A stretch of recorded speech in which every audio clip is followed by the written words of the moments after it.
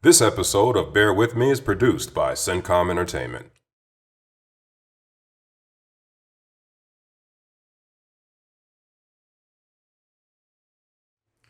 What's up? Thanks for bearing with me. I am Herb Howard. The Chicago Bears are now 3-1 and tied atop the NFC North with the Green Bay Packers after a dominating performance versus the Minnesota Vikings yesterday afternoon at Soldier Field. In this post-game video, we'll talk about the offense, we'll talk about the defense, specifically how some backups were able to step up and have huge games for the Chicago Bears. We'll talk about the alleged human being that is Khalil Mack and Chase Daniel as he was able to step in for the injured Mitch Trubisky and keep the offense afloat. But let's start as we do all things with this team on the defensive side of the ball. They were absolutely dominating. They were able to suffocate the Minnesota Vikings offense all game long. Dalvin Cook, the Vikings running back, entered week 4 as the NFL's leading rusher. The Bears held him to 35 yards on 14 carries as a team. The Minnesota Vikings entered week 4 averaging 191 yards per game rushing the football. They had 40 rushing yards yesterday on 16 carries versus an absolutely dominant Bears defense. That dominant performance was all the more impressive because they were able to do it without some of their main players on that side of the ball. Defensive tackle Akeem Hicks missed the game due to a knee injury. Second-year standout inside linebacker Roquan Smith missed the game due to what the Bears are calling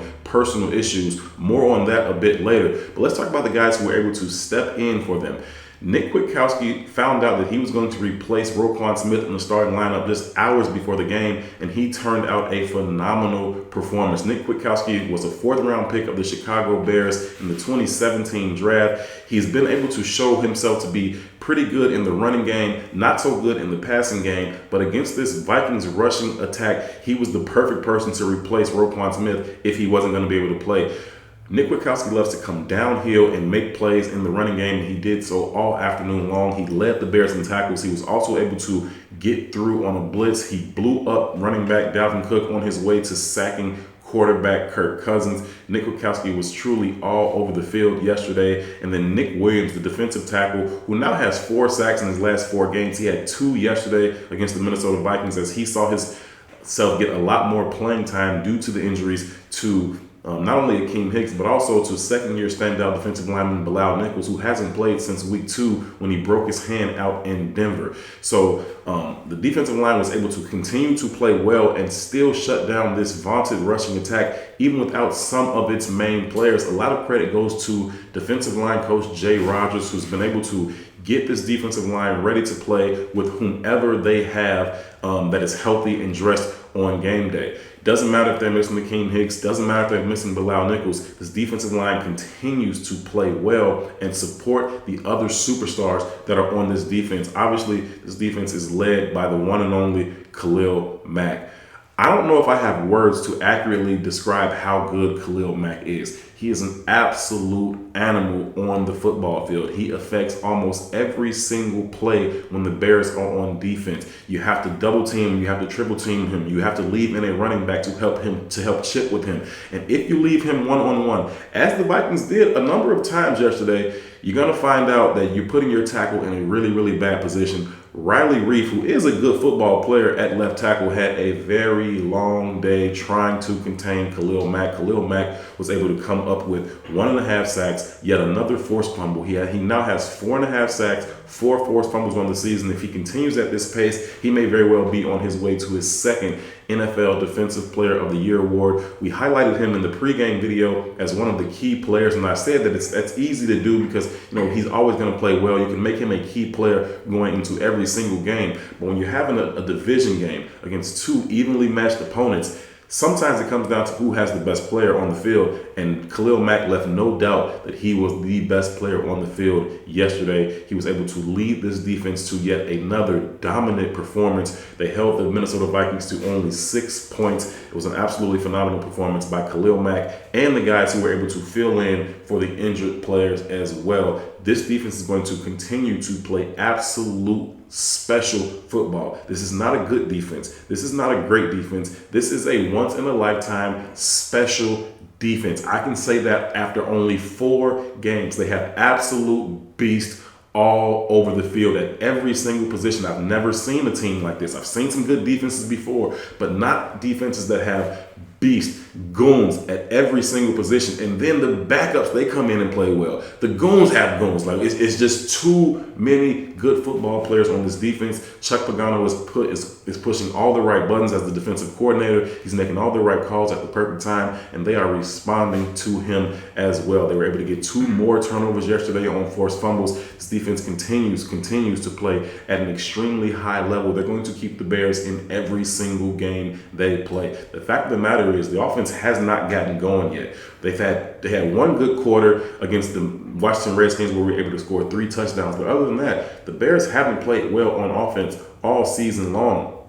If they can just get going just a little bit, if you give this defense 17 points, they're going to win all of those games. This defense is not going to allow any offense to run up the scoreboard on them. I don't care who it is. They have some challenging games coming up later in their schedule, and they're going to play against some high-powered offenses. But this defense is going to come out on top every single time. It's imperative that this offense just does just enough to complement what the defense is doing, and the Bears will have a good opportunity at winning every game on their schedule. The offense did play good complementary football yesterday. They were very, very balanced. They threw 33 passes. They ran the ball 33 times as well. The Bears were able to commit themselves to the run, and that allowed them to win the time of possession battle by over 11 minutes. That's a really, really key thing, because not only is it keeping the opposing team's offense on the sideline, but it's also keeping our defense on the sideline. They're able to rest, and when they come back on the field fresh and they're able to rotate their guys in, there's nothing you can do to keep our defense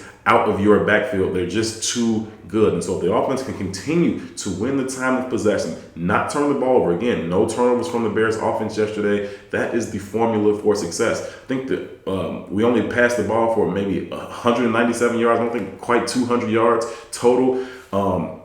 The Bears didn't have 300 yards as an entire offense, but that's okay, right? They don't have to put up these huge numbers. What they have to do is play complementary football, make sure that they win the time of possession, commit to the running game, even if you aren't getting big gains. And we weren't able to get any big gains in the running game yesterday. I think the longest run went for about 7 yards from David Montgomery, but just having that commitment to the run. David Montgomery had 21 carries in the game yesterday. Only came out to about 57 yards. That is not a good average, obviously, but that commitment to the run is going to allow the Bears to keep the football, keep that defense rested and ready to come back on the field and do what they do. David Montgomery was also someone that I featured in my bold predictions coming into the game. I said that he would have his first career 100-yard rushing game because I knew that the Bears would commit to the running game, which they absolutely did, but he certainly didn't get close to 100 yards. As I said, I think he had about 57 rushing yards. The fact of the matter is that the offensive line, while they continue to take steps forward, they continue to play better. I think they played their best game so far this season yesterday. They haven't quite gotten it going in the running game just yet. They've been doing well in pass protection. Chase Daniel was not under duress often during the game yesterday, but they haven't been able to open up holes in the running game for either running back. Tariq Cohen wasn't able to get going. David Montgomery wasn't able to get going. But I do commend Matt Nagy for sticking to the run, even if you aren't getting chunk plays. Sticking to it, it keeps the defense honest. It makes those throws down the field a little bit easier when you have to do so. And Chase Daniel was able to come in and replace the injured Mitch Trubisky, who went out after only 6 plays with what some reports are saying he has a separated shoulder and a slight tear in his labrum. They're saying he probably won't require surgery. The Bears have not officially said anything on that just yet. So right now that is pure speculation. But if that is the case, he'll probably miss a few weeks, but he won't need surgery and he won't be out for the season. Now, a lot of people are calling for a quarterback controversy and saying that, well, maybe Chase Daniel runs this offense better than Mitch Trubisky. Maybe Chase Daniel gives the Bears their best opportunity to win on any given Sunday. And that's just not true, right? I understand. He came in and he played well, but he didn't light the world on fire. The Bears scored 16 points yesterday, okay? He threw for 197 yards yesterday. He didn't come in and dominate the game. That is not what happened. Now, what I will say is that Chase Daniel is very efficient. He knows this offense inside and out. He was with Matt Nagy in Kansas City. That is why Nagy wanted to bring him over to the Bears as the backup to be instrumental in helping the quarterback, Mitch Trubisky, learn this offense. He's like a coach on the field, and so the Bears feel really comfortable and confident when Chase Daniel comes in. He is a good guy to come in and replace the quarterback if there's an injury. He can someone who can play well for you if he needs to come in and start a couple of games. He did that last year. He was able to play well against against the Detroit Lions on Thanksgiving last year, but he did not play so well the very next week against the New York Giants. And that is simply because once teams have a full week to prepare for Chase Daniel, he just has some limitations as a quarterback. He's a little bit short. He can't really see over the offensive line.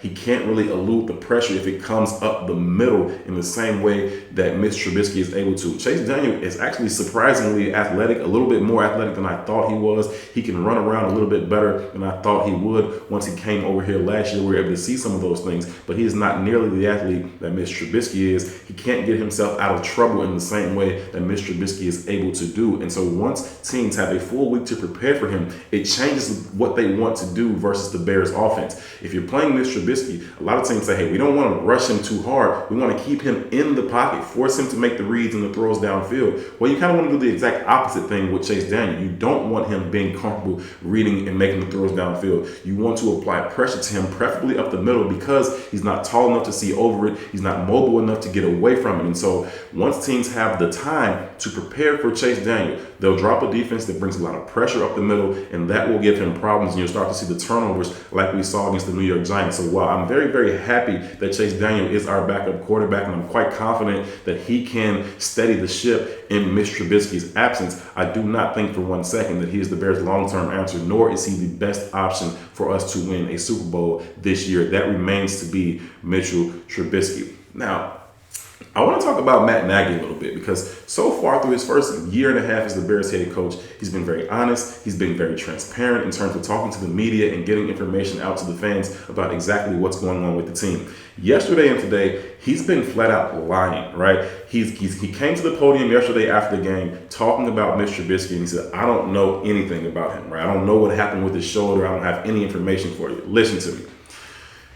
Anytime a player goes out, especially if he's the starting quarterback, the first person to find out what the injury is going to be the doctors and the trainers who are back there in the locker room testing him to find out exactly what's wrong. The very next person that's going to find out what's happened to him is the head coach. They're going to come out and say, hey, his shoulder separated. We think he may have a slight tear in it. We're going to take some pictures. We'll know a little bit more after the game, but he's definitely out for the game with this separated shoulder. Matt Nagy comes to the podium yesterday and says, I don't know anything. I don't know. I haven't heard anything. That is an absolute lie. And I don't understand why he won't just come out and say, hey, he's got a separated shoulder. We're going to continue to evaluate it, or whatever it is. I know we talk about a competitive disadvantage that you can put yourself in by offering up too much information. You want the Oakland Raiders to have to prepare for both Mitch Trubisky and Chase Daniel. But the fact of the matter is, anybody who watched that game knows full well that Mitch Trubisky is not going to play next week in London. It's just not going to happen. He left the game. He could not return. He came back to the sideline. He had his left arm in a sling. All the reports about the separated shoulder and the partial tear of his labrum, he's not going to play next week, right? Even if he's a game time decision and he's on the borderline for whether he can play, the Bears have a bye the following week. And so if your quarterback has a bum shoulder and you know you have a bye the following week, you might as well give him this week off too. That way he'll have 2 weeks to heal up. So there's zero chance of Mitch Trubisky playing. And I don't know why Matt Nagy won't just come out and say that. He's also being really, really quiet about why inside linebacker Roquan Smith did not play yesterday. It wasn't until a couple of hours before the game when the Bears tweeted out that Roquan Smith was doubtful to play in the game due to personal reasons. Lots of rumors are swirling around. I won't mention some of them. I've read them all, but I can't confirm any of them, and so I don't want to be a part of that rumor mill about what may or may not have happened with Roquan Smith in relationship to him missing yesterday's game. But I don't know why Matt Nagy simply won't say what the issue is. He was asked several times during the press conference today, is it a legal issue? Is it a family issue? What is it? He refuses to speak on it, and the less he says about it, the more these rumors are going to start to fly around. I think that he could have gotten out in front of this thing and says, hey, it's this or it's that, or at least been able to deny some of these things in terms of, is it a legal issue? No, it's not a legal issue.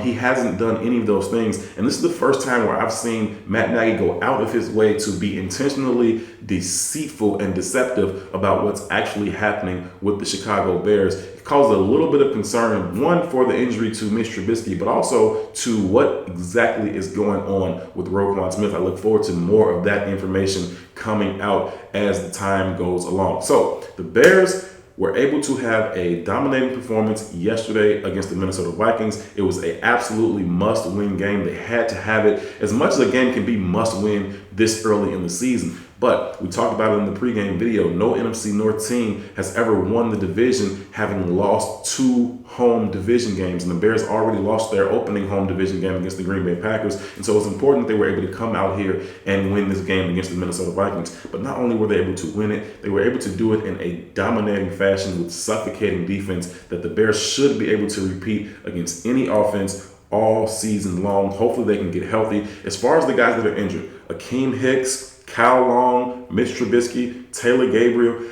I would sit all of them. I don't expect to see any of them play this week against the Oakland Raiders out in London. Let them get the extra week and then go into the bye and have that week as well to heal up and be ready, because once they come back, the Bears are going to play 11 straight games. And so you want to be as healthy as you possibly can. And so any of these guys with these nagging injuries, I would sit them out against the Oakland Raiders. The Bears should have enough to win. If they were able to have enough to beat the Minnesota Vikings, they should have enough to be able to beat the Oakland Raiders without some of those guys as well. Look forward to the Bears preparing for the Oakland Raiders. It should be a big week. Obviously, there's the Khalil Mack story. The Raiders traded him to the Bears just before last season, so it should be a big game for him, but it's not like he can play any better. It doesn't really matter who he's going against, right? So we look forward to that, and I look forward to more news coming out about Roquan Smith and Mitch Trubisky. In the meantime, no quarterback controversy. Matt Nagy needs to stop lying. Kudos to Jay Rodgers, the defensive line coach, and the entire defense for playing the way that they have played. Thank you all so much for tuning in to bear with me. Until next time, my name is Herb Howard. Please, please, please like, subscribe, share, leave any comments. I love responding back to you guys. I really, really appreciate it. Until next time, thanks for watching.